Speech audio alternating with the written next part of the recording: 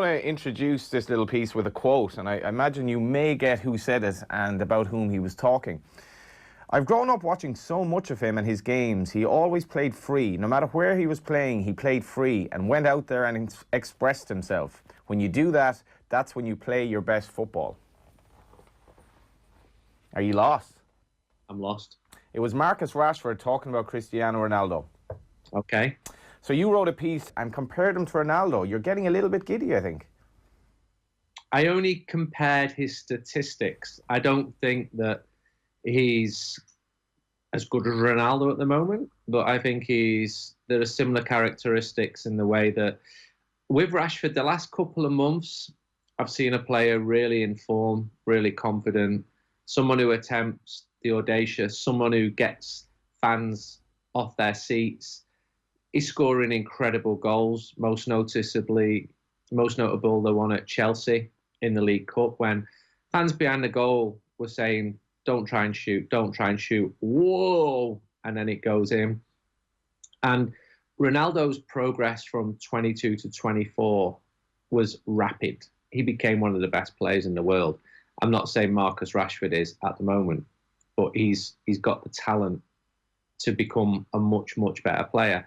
And when there were stories linking him to Barcelona in April, I wrote the original story there. And people laughed at it and said, he just wants a new contract. He's blah, blah, blah. It was all true. And another thing I wrote was that Pep Guardiola told a former Manchester United legend a year or two ago, the only player I would take from Manchester United is Rashford. Now, United fans haven't always been convinced by Rashford because you wouldn't really describe him as prolific. He scored 13 goals in the last couple of seasons, scored some great goals. He's been a big moment player. The best moment for Manchester United this year came in Paris when he stood up age 21 and took a penalty against Buffon, despite the PSG players trying to intimidate him. But in the last month or so, he's really come into his own. He's scoring. I think he scored in 6 of the last 8 matches. And it coincides with the last couple of weeks with Manchester United being much, much better. Played well against Spurs, played well against City away. And I think it's coming together for him. And Paul Scholes said of him, he's a scorer. Is he a scorer of great goals than someone who scores a lot of goals? And I think that rang true at the time. But he scored as many goals so far this season as he did in the whole of the last season and the season before that. So he's in a sweet spot at the moment. Yeah, he's 127 games for Man United. He scored 37 goals. At that stage, Cristiano Ronaldo had scored 34. And both of those, in the majority of those games, they've been played in wide areas. But Rashford at the moment, it's almost like a late blooming development. And just, Andy, like I watched I've actually watched Man United the last 4 games by some bizarre coincidence, and couldn't recognise the team of the last 2 games against quality opposition from the 2 that played against Villa and Sheffield United. But it's all about pace, isn't it, on the break? And Man City just couldn't deal with it, primarily Rashford. Yeah, and against Tottenham as well. They started both of those games really, really well. And as you said, they looked unrecognisable from the team that had started against Aston Villa or Sheffield United. They went behind in both of those games. They drew them both. They got into a leading position in both. They failed to win. And at the start last week before the Tottenham game, I wrote quite strongly that 4 wins out of 14, whichever way you look at it, this isn't close to being good enough. No matter that the coaches think they've been unlucky with chances, 14 games in, 4 wins, it's not good enough. They really needed that win against Spurs. And probably the best I've seen Rashford play for a year or 2. And they played well, United. They won the game. They won against a decent side. Not that it was Spurs' best performance, but to beat Spurs, to beat Mourinho back to Trafford, it's all for him to get his cold revenge. And then to go into the derby at City, the only Mancunian, a local boy. He'd done well at the Etihad before, but United were huge underdogs going into that match. And I spoke to several City fans before the game, and I found it hard to disagree with them. And yet the game started, whoosh, these fast counter-attacks, Rashford at the centre of it, ably supported by Dan James, putting lovely balls in, and Anthony Martial, very talented, but frustratingly inconsistent. And they tore City to shreds. I couldn't believe what I was watching in the first half an hour. It was Just wave as of attack. Oh, they were magnificent. And in the second half, City responded to that, but United defended very well. And had we spoken a week ago, I would never have predicted that, because Ollie, and I spoke to yourselves the morning of the Spurs game when the mood was very despondent. And one thing I said was, he's got a habit of getting the result when he really needs a result. And he got it against Spurs. But that game against City was a surprise, and it was a huge bonus for United. And the mood has completely lifted.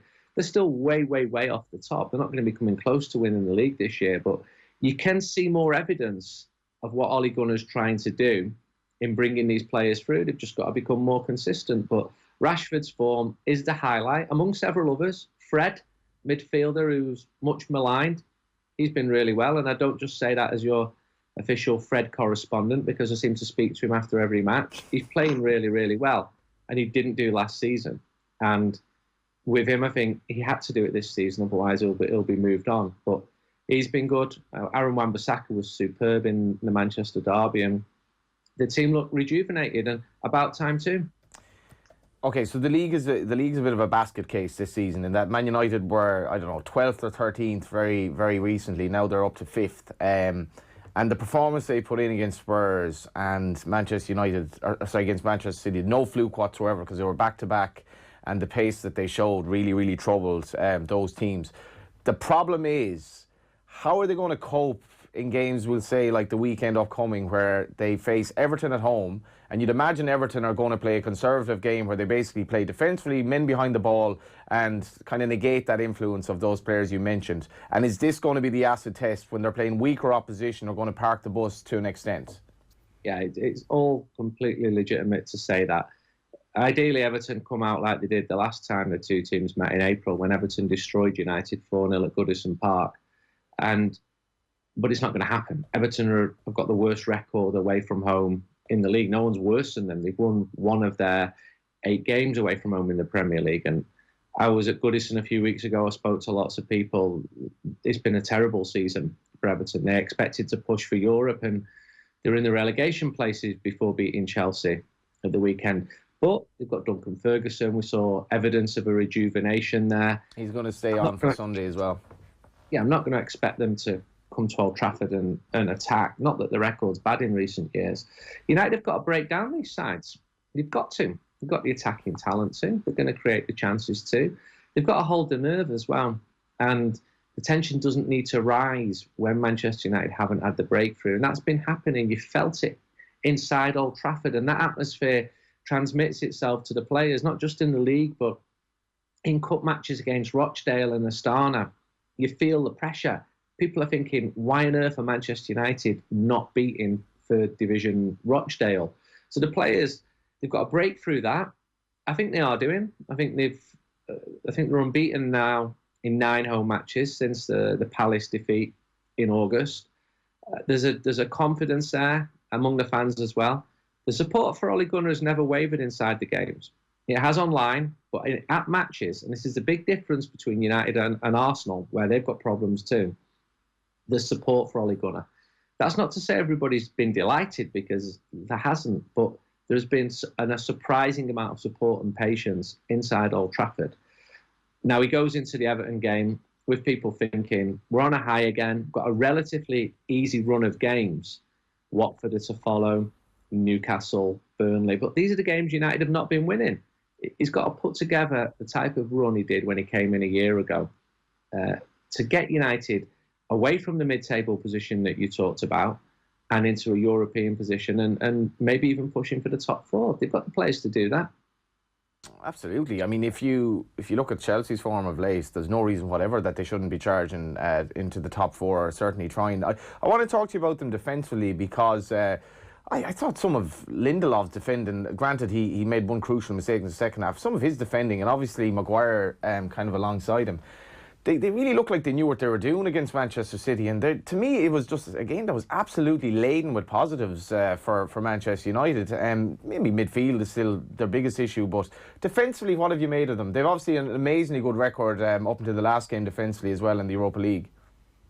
Yeah, they started the season well defensively, and everybody was singing the praises of Maguire and Bissaka. I think Bissaka's had a very good season. And Lindelof really went off the boil for a month or two. And that contrasted with Chris Smalling being the best defender in Italy. And I went to see Chris in Rome, and he's loving it there. His confidence is up, and people were starting to say, oh, Lindelof, it looks a bit... And even Maguire, before the win against Tottenham last week, he didn't escape some criticism. There've been issues at left-back. Brandon Williams is the big plus there. Local boy come in, doing well, but still very young. Luke Shaw, 2 weeks ago, he wasn't in a good position regarding his future at Manchester United. People were saying he's had so many chances, Luke Shaw, and he had a stinking game in Astana away. But he did well in the derby match. Bissaka was one of the men of the matches. I asked Ole Gunnar after the game about Fred, and Ole Gunnar said man of the match. A lot of other people said it was Wan-Bissaka. De Gea's doing okay. Not up to his super efforts at the start of the year when he had that magnificent game against Tottenham, but he set the bar very, very high for himself. But the defence in the last week has been decent. The problem has been throughout the season, they went 9 games without scoring more than 1 league goal. The goals are coming now. The confidence is back. That's running right through the team. And in midfield, it has been a weakness. Fred and Andreas Pereira has been a weakness in the absence of Paul Pogba. But Scott McTominay has been doing very well alongside Fred. So maybe they've stumbled across that, because those two in the 4-2-3-1 have been very effective. And even Jesse Lingard has come into form as well. And he was a player completely written off by a lot of United fans. And I remember writing a piece about him in August ahead of the game at Southampton, saying there would be no complaints if Jesse Lingard was dropped. And he was dropped. And that piece went massive. So he used up a lot of the patience of United fans in the summer, as much for what he did off the field with his stupid social media antics. He's had a very good week as well, and he's been playing well too, and I think he deserves credit for that. Speaking of social media antics, I put it to you, Andy Mitten, that if Paul Pogba were fit as of now, Solskjaer would probably view this as some sort of a qualified positive. Yeah, because Paul Pogba was a brilliant football player, and the team have learned to play without him. But a fit Paul Pogba playing behind the attackers, the idea of that excites me. What doesn't excite me is that Paul Pogba has long wanted to leave Manchester United. United do not want to sell him. But it's a difficult situation with him. What do you do with a player who wants to leave? And then if the club decided to let him go, they're going to want top money for him. Who's got that type of money? There's not a huge list of clubs waiting to pay the sort of money which A, Manchester United would want, and B, Paul Pogba would want. So, difficult situation. To be fair to Paul, he's professional when he's around the club. The club think his issues, they're not delighted with the issue, with the conduct of his agent. They think he's trying to manoeuvre him away to get another big payday. And it's not an ideal situation, because Paul is also a big influence in the dressing room. So if you look at Anthony Martial, he really looks up to Paul Pogba. So he's looking up to someone who wants to leave the club. I'm not going to dress it up and say it's ideal, because it isn't. What is better is that the team have learned to play without Paul Pogba. From Pogba's perspective, he might feel that he was sold a dream that hasn't materialised when United came in for him in 2016 and said, we're going to rebuild the team around you. The team have been pretty disappointing since then. Jose Mourinho has moved on.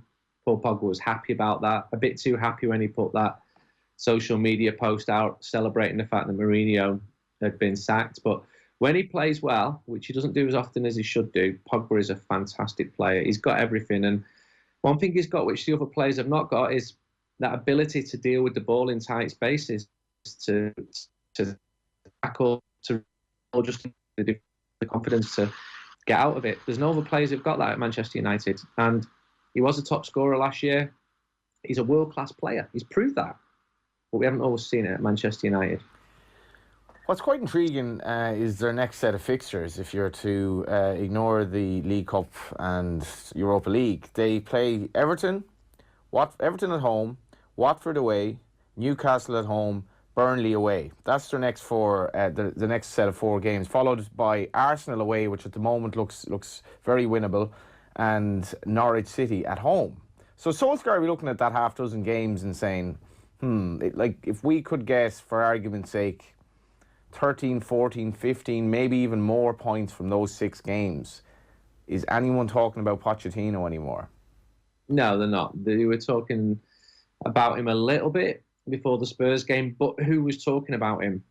Fans? Not really. Journalists? Maybe. The journalists can't write with any authority about the mood if the fans are behind Solskjaer, and they have been behind Solskjaer. And you mentioned Arsenal. I was at Arsenal last week, and the mood was poisonous inside the stadium. There's a civil war among the fans there, between fans who think you should get behind the team and other fans who think it's their right to moan, to complain, to go on a fan channel and vent their spleen after the match. You're not getting that in real life at Old Trafford. Pochettino has been flavour of the month a couple of times. Certainly would have been the preferred option when Jose Mourinho's time was coming to the end. But he was at Tottenham and made it clear that he wasn't going to leave Tottenham. He took them to the European Cup final. It's all about timing in football. As you said, and as I said earlier, that run of games now is crucial. It's all right turning it on in the biggest games. It's fantastic in so many ways. But you've got to be beating the smaller teams if you're Manchester United, and they haven't been doing that this season. They've been going to Bournemouth, to Southampton, to Wolverhampton, and coming away with a point or nothing, certainly not a win. And it hasn't been good enough. Going to Newcastle away, that was probably the low point of this season. And playing appallingly and losing. They've got to start winning. For United, you've got to get a thread of consistency to be pushing you up the table, to be finishing in the top 4. Because if you don't, you're going to be finishing outside the top 4. Finally, how surprised would you be if they finished above Manchester City this season? I'd be surprised. I just would. And I think mentally you prepare yourself for how the league's going to finish. And I'm slowly coming to terms with the fact that Liverpool might win the title for the first time. It's stronger than might. Since the Middle Ages. And they're obviously... Since the plague, I think, yeah. And they've got a brilliant manager. And this is their moment now. And I might form the Flamengo Supporters Club Manchester branch ahead of the World Cup Championship in the next few weeks. But I've watched Liverpool. They're brilliant at the moment. And the European champions, you might have heard the fans go on about it a little bit. But City, they've wobbled. And I spoke to people close to City last week, and they just said it just happens in sport sometimes. There's not this big reason for it beyond the fact that Vincent Kompany's gone and they were missing Aguero and Laporte. You miss some of your best players, you're going to suffer. As we stand at the moment, I think if Manchester United can push for 4th, and that would be very, very encouraging. But I said exactly the same thing when Solskjaer came in a year ago, and the team were 8 points off 4th. But if they can get a thread of consistency, which they've not been able to do, Saturday was the first time that they've won consecutive Premier League matches all season. But if they can carry on improving, get the wins which they should be getting, then who knows? But in my mind, I'm thinking 5th, 6th. I think it's really important that they win one of the cups, the League Cup, the FA Cup. The Europa League was really good for Manchester United 2 years ago, not least because they went to really interesting places along the way. They could win that, and I think it would be very difficult, but if they can win that, then that gets them back into the Champions League. Manchester United have got to be playing European football next season, even if it's only the Europa League. Andy Mitten, thanks for taking the call. Thank you.